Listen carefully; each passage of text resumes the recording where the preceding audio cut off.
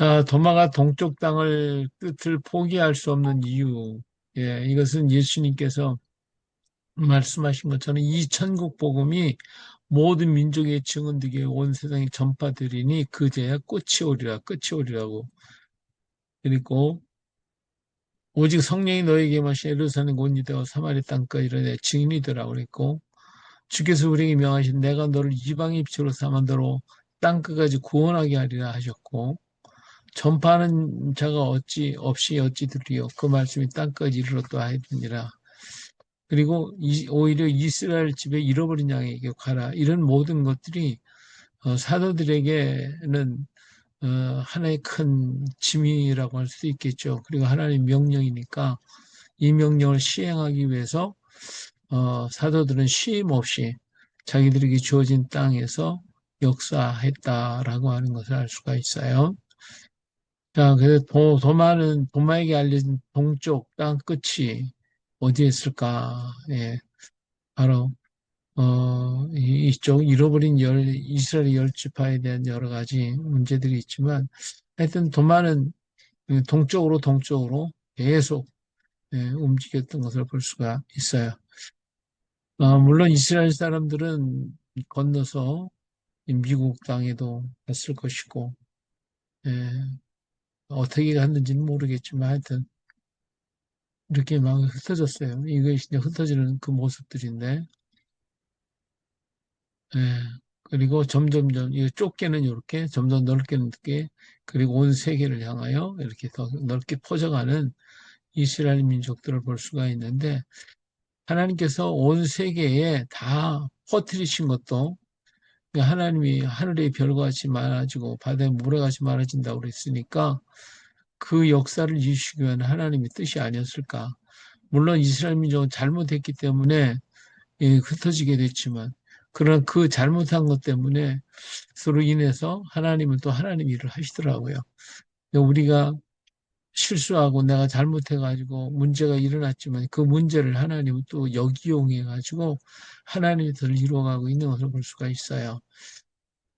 그렇기 때문에 우리는, 내가 비록 좀 흠이 있고 부족해도, 그것 때문에 모든 걸 포기하면 안 되고, 정말 끝까지 가야 되겠죠. 자, 오늘 김수로와 허황우에 대해서 보면 성경에 보면 골로새 3장 11절에 수구디아인이 나와요. 이 수구디아인은 바로 스키타이 사람들인데 수구디아인은 흑해 야만족이었다라고 그러죠. 그런데 유대인들이 그리로 와서 유대인 스쿠디아인이 됐다고 그래요. 스쿠디아인이 됐다고 그래요.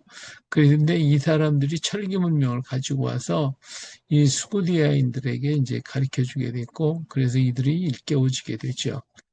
자, 서울대학교 서정선 교수가 이 김해 대성동 고분박물관에 있는 허황옥과 김수로왕의 후손들의 유물이 있기 때문에 거기에 묻힌 고분의 뼈를 이렇게 DNA를 검사한 결과 허황옥은 인도의 타비린과 같은 염색체를 밝혀졌다고 그래요. 그래서 그동안 여러 모양으로 다른 얘기들이 많이 있었는데 허황옥이 인도에서 왔다라고 하는 것이 증거가 되어진 것이죠. 이로 인해서 이 허학은 한국 사람, 일본 사람, 중국 사람 등 많은 설이 있다가 서교수의 발표로 모든 설이 잠잠해졌다라고 그럽니다. 자, 그리고 흑해에 있는 스키타이 민족, 김수로 왕은 흑해 옆에 있는 스키타이 출신이었고 왕자였다라고 하는 말이 있죠. 자, 스키타이 민족은 문자가 없으면서도 금은 세공이 굉장히 발달한 민족이에요. 그 신라의 금관, 귀걸이 등에 보이는 묵음 세공 방법이라 해서 점이 찍히는 세공법이 있어요. 점이 아주 갓 테두리마다 점을 쫙 이렇게 찍어 놓는데 그것이 바로 스키타이 사람들이 하는 세공법이라고 그럽니다. 여기도 보면 이 왕관에 이 가에 이렇게 점을 찍어놨죠. 이렇게 점을 찍어놨는데 이것이 스키타이 공법이라고 그럽니다. 근데 이런 그 왕관뿐만 아니라 모든 것에 보면 전부 다 그런 점이 다 찍혀 있어요. 그래서 이러한 방법이 아주 대단히 놀랍게 정교하게 찍혀 있는 것을 볼 수가 있죠. 그만큼 이 사람들은 금을 잘 다룰 줄 아는 사람들이었다. 그런 것을 알 수가 있습니다. 자, 김해 박물관에 가보면 스키타이인들이 왔다는 유적이 있죠. 김해 지역과 경주 지역 고분에서 발굴된 동복, 각배, 황금 장식 등 북방 유목민들의 유골과 유물들이 그것을 증명하고 있어요.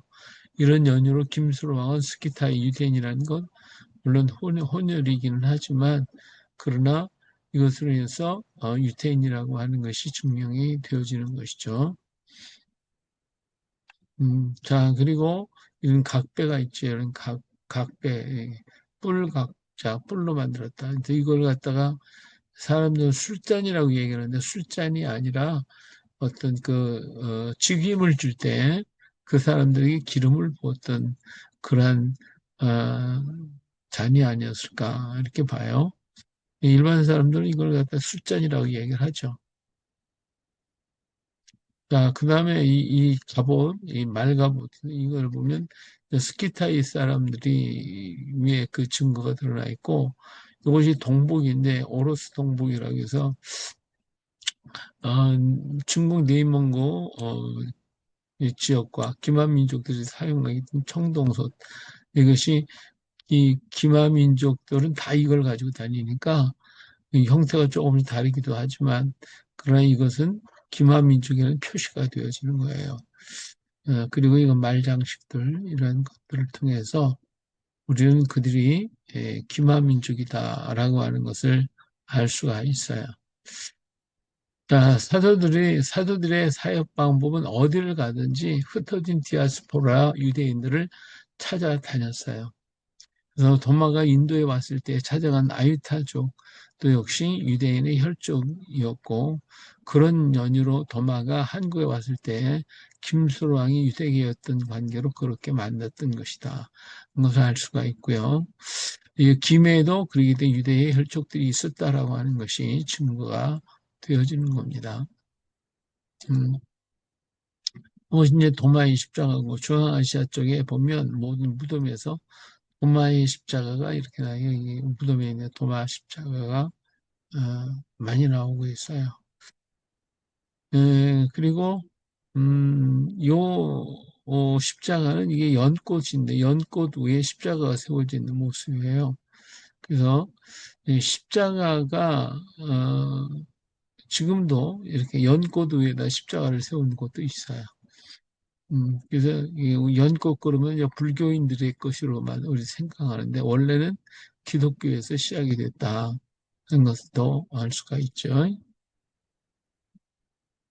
자, 진나라와 궁을고 일본 학자 구자력은 그의 책 실크로드인이 건국한 일본이라고 하는 책에서 중국의 서북부 천산섬의 북쪽에 스스로 진 제국의 후손을 자처하는 궁월 왕국이 있었는데 이들은 원래 북왕국 사마리아 제국의 갓지파, 르벤지파, 문하세지파 사람들이 세웠다라고 그럽니다.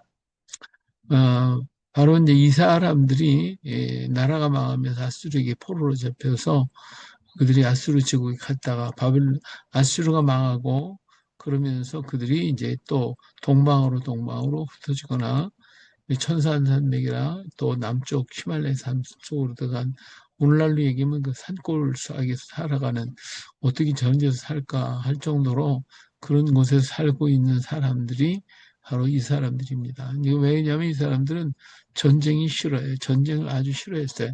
그래서 전쟁을 피해서 전쟁이 없는 땅을 찾아간 것이죠.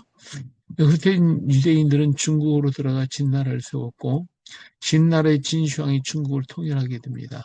진시황의 혹독한 정치, 만리장성이라든지 이런 것 때문에 여기에 흩어졌던 이스라엘 사람들의 망명자가 생겨가지고 그 사람들이 흩어져 가게 되는데 여기 이제 불로초를 구하기 위해 동남동에 300명이 파송되었다고 그랬는데 이 사람들도 자기들이 이 진시황의 그 학정에 못 이겨가지고 핑계를 잡아서 이렇게 도망갔다라고 하는 그런 얘기가 있어요. 진시황이 파견을 하도록 진시황의 불로초를 얻기 위해서 보내게 되는 것이죠. 근데 그걸 이용해서 이 사람들이 떠났다라고 하는 말도 있어요. 음. 그래서 진거를 진나라가 망하고 한나라가 세우자 핍박이 시작이 됐는데 이 핍박을 피해서 한반도로 사람들이 대거 오기 시작을 합니다. 그래서 바로 이 사람들이 진안이나 변환을 세운 사람들이 되었고 이 사람들이 유대의 혈통을 가진 사람들이었어요.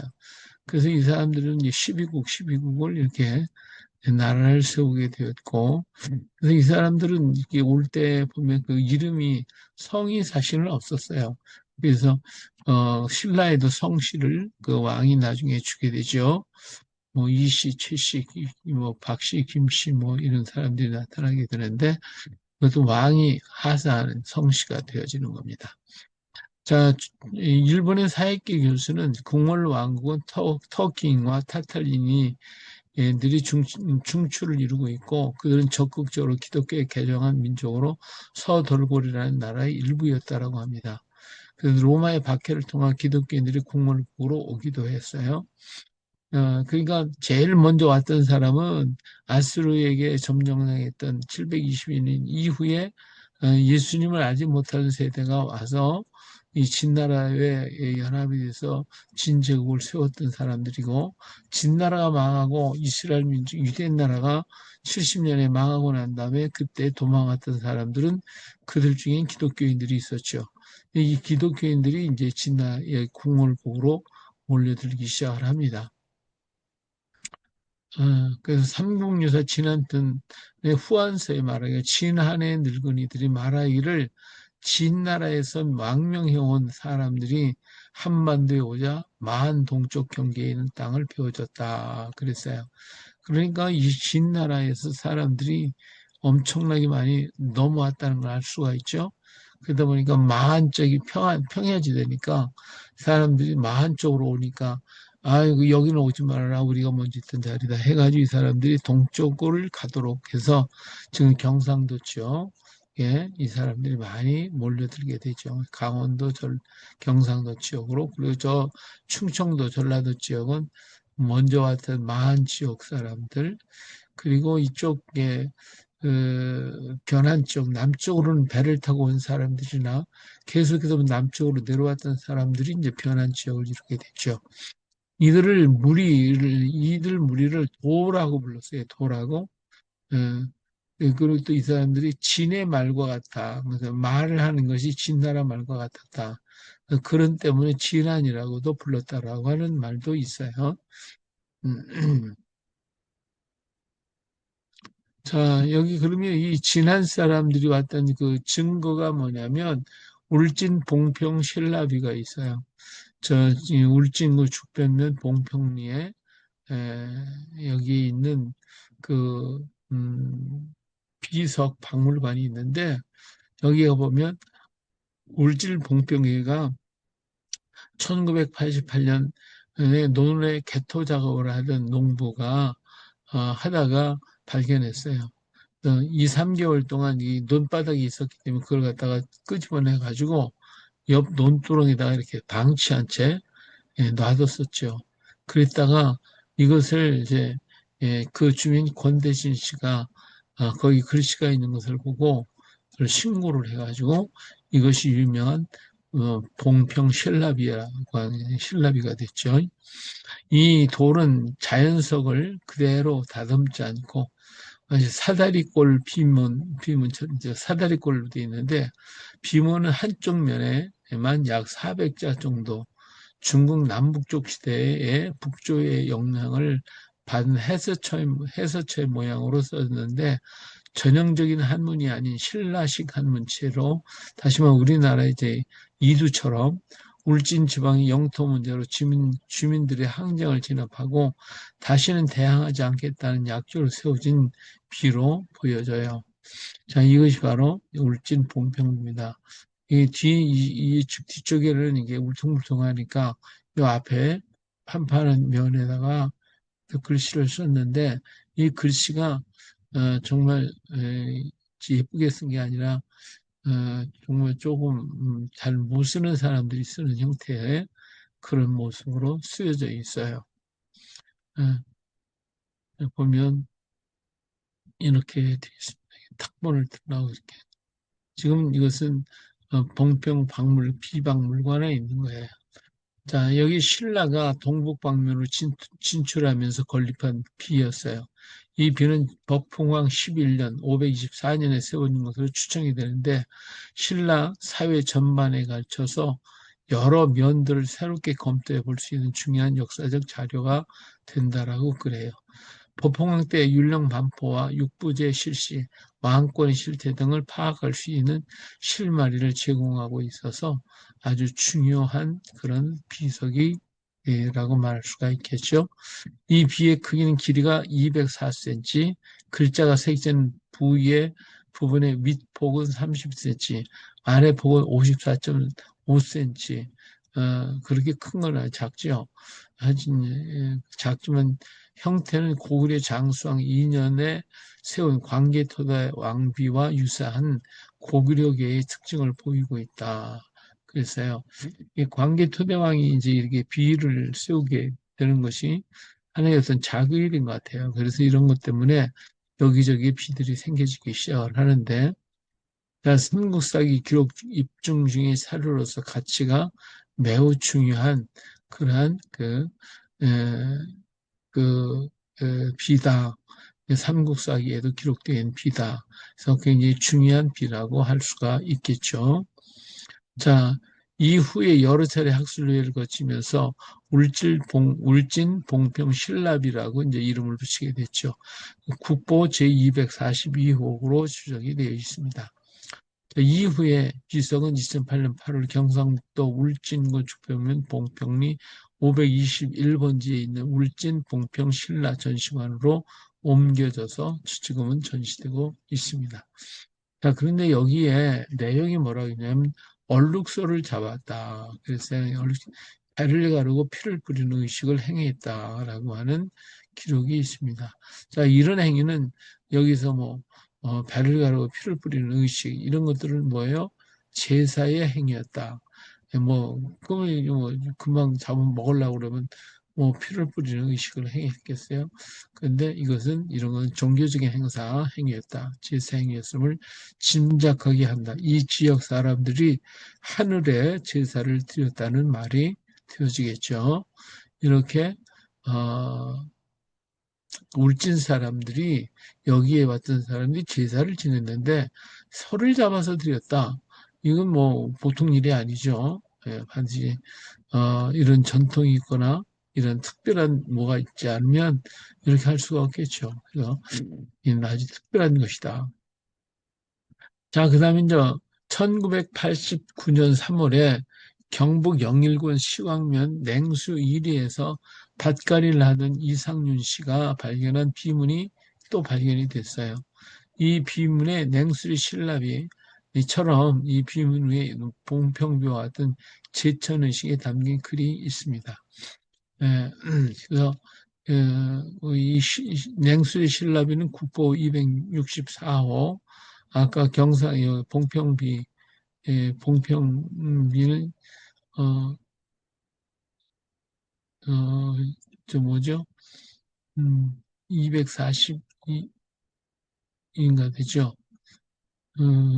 그래서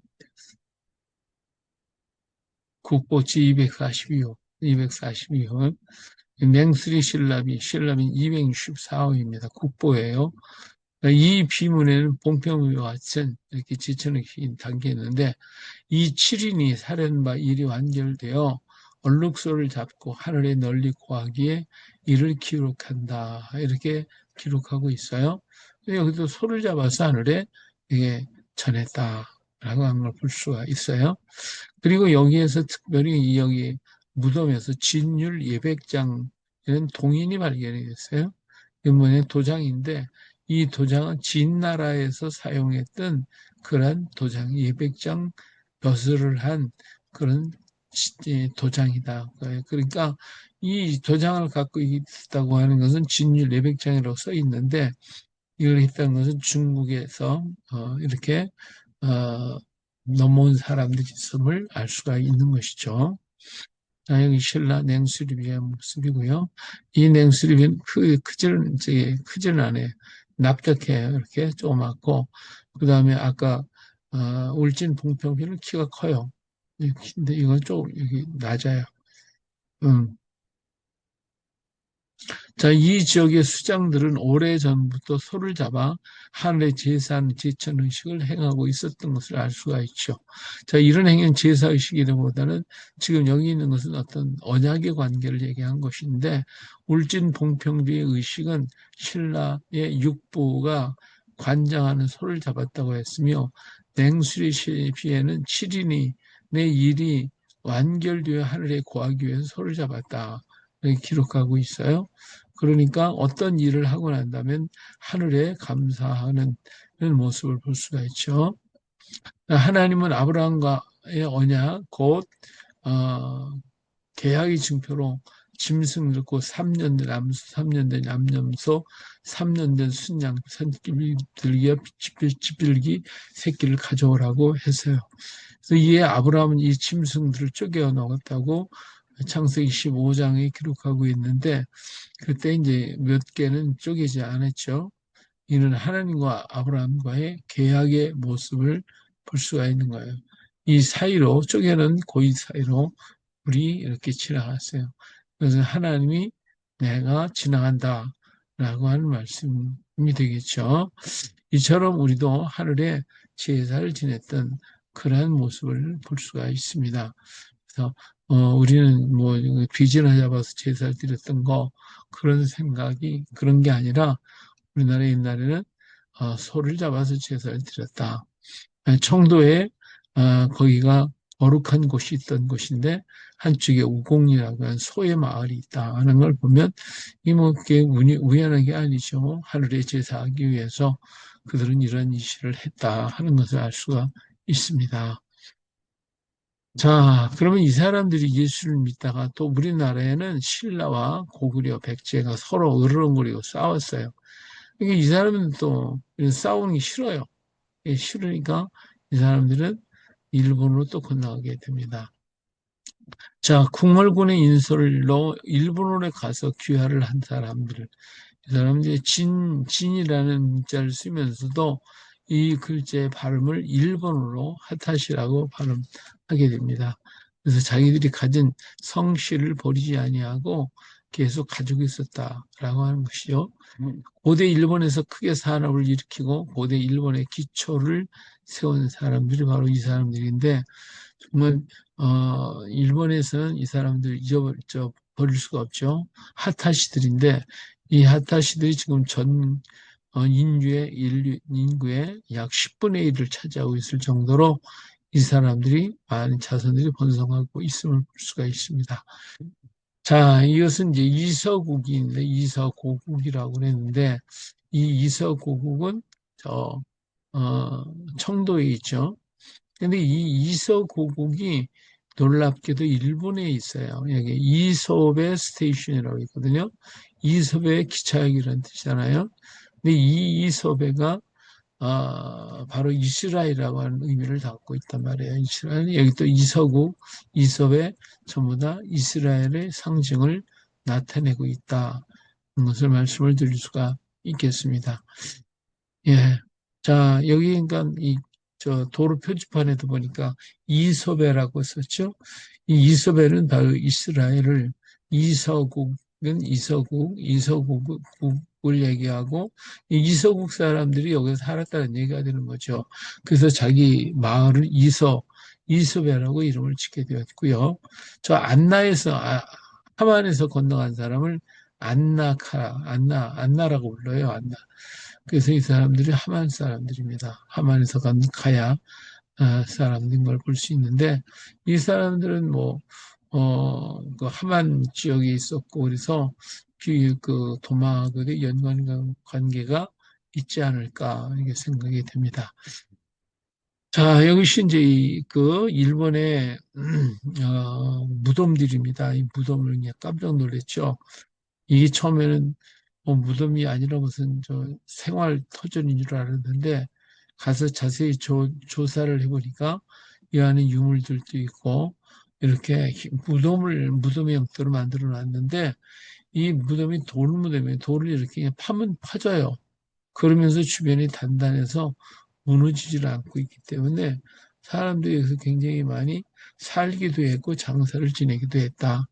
이스라엘 사람들도 그랬잖아요. 전부 다 돌 파가지고 거기에 무덤을 만들잖아요. 예, 그런 모습을 볼 수가 있죠. 그래서 이 사람들이 이스라엘의 모습을 하고 있음을 알 수가 있습니다.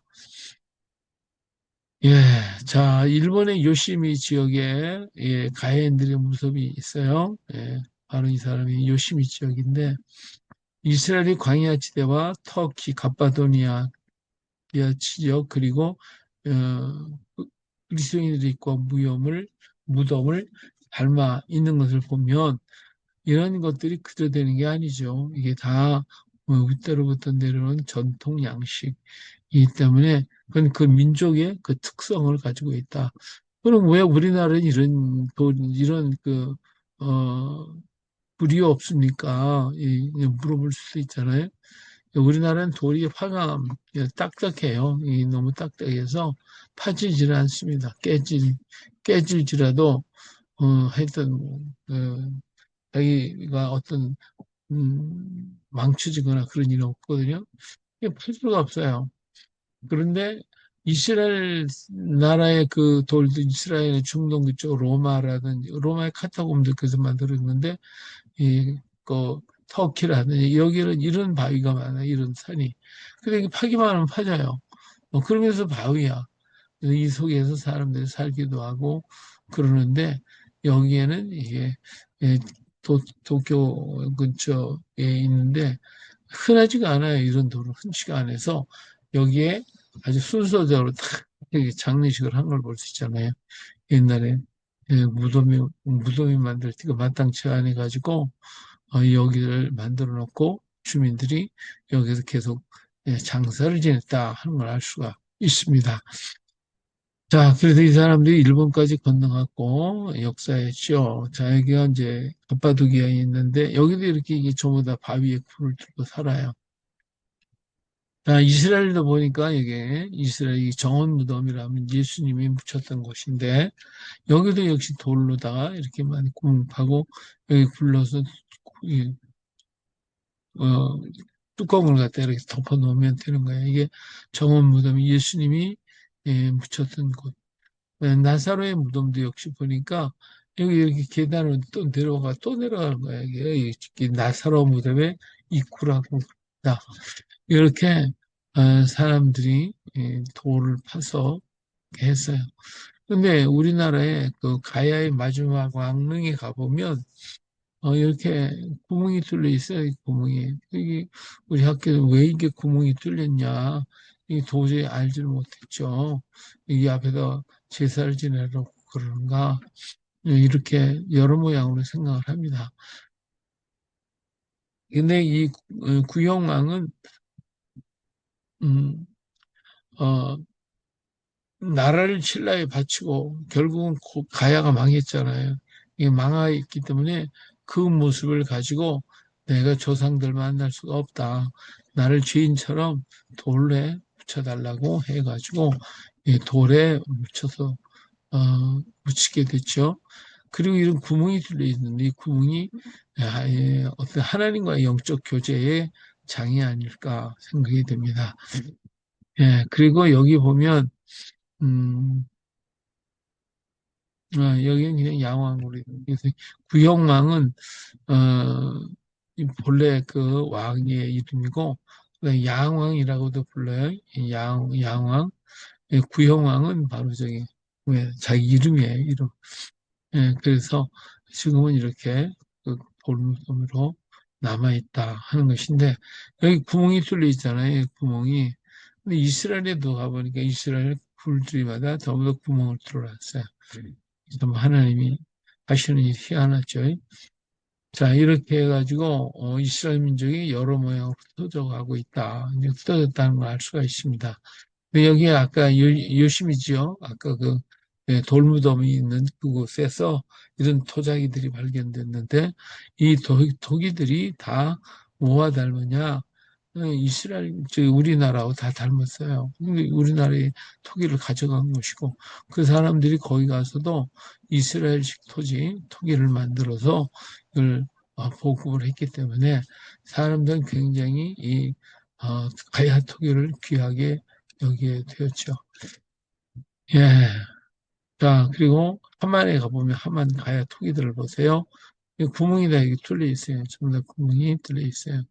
왜 이렇게 좀 전부 다 뚫려 있을까?